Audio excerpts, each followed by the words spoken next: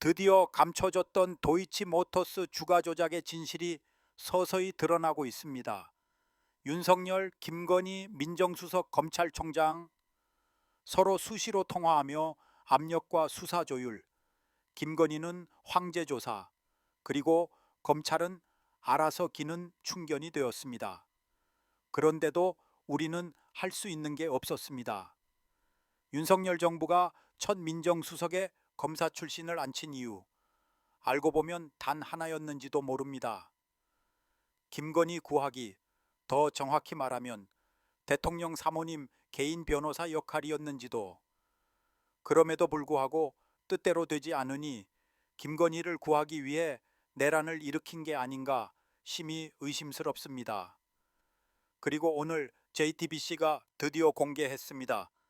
김건희 육성 녹취 40% 수익 주기로 약속했다. 이것이 바로 스모킹건입니다. 이제사 김건희의 운명이 다해가는 것 같습니다.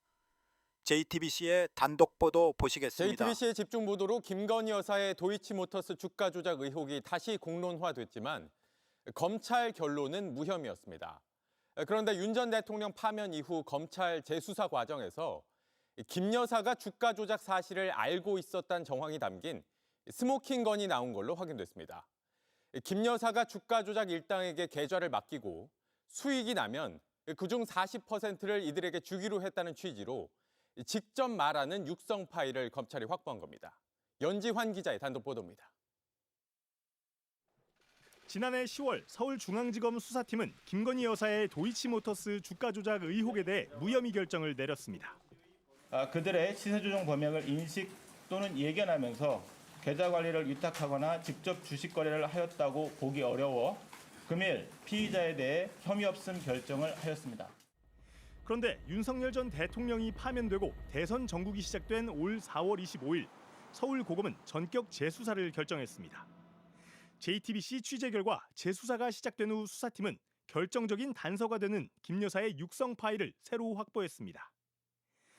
녹음 파일엔 김 여사가 증권사 직원과 통화하며 블랙펄에 계좌를 맡기고 40%의 수익을 주기로 했다는 취지의 육성이 담긴 것으로 파악됐습니다.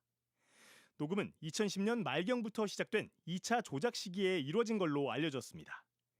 이 녹음 파일은 최초 문재인 정부 수사팀과 이후 윤석열 정부 수사팀도 확보하지 못한 새로운 증거입니다. 하지만 올 4월 재수사가 시작되고 50여일 만에 김 여사의 혐의를 입증할 수도 있는 증거가 발견된 겁니다. 블랙펄 인베스트는 이른바 BP패밀리 이종호 씨가 대표로 있는 업체로 2차 조작의 컨트롤 타워로 지목된 곳입니다. 김 여사는 BP패밀리, 김 여사와 한 배를 탔다는 주포의 진술을 JTBC가 보도한 바 있습니다. 이종호 씨는 2020년 9월 도이치모터스 수사가 본격화하자 일주일간 김 여사와 36차례 연락을 주고받았습니다. 당시 블랙펄 임원은 이른바 김건희 엑셀 파일 작성에 관여한 걸로 지목되기도 했습니다. 검찰은 도이치모터스 공범 재조사 과정에서도 수익 배분이나 약정 관련 내용을 알고 있었는지 캐물은 걸로 알려졌습니다. 김 여사가 수익 배분을 직접 언급하는 녹음 파일은 곧 이어질 특검에서 핵심 증거가 될 걸로 보입니다. JTBC 연지환입니다. 지금 이 사건은 단순한 사모님 논란이 아닙니다. 대한민국 사법정의와 정치적 양심의 시험대입니다. 검찰은 봐주고 언론은 덮고 국민은 속아야 했던 이 구조, 어디서 많이 본 거 아닙니까? 특검의 중요성이 더 부각되고 있습니다. 영상을 널리 공유해 주세요. 구독과 좋아요 그리고 댓글로 여러분의 분노와 요구를 남겨주세요. 정의는 더 이상 늦출 수 없습니다. 끝까지 시청해 주셔서 감사합니다.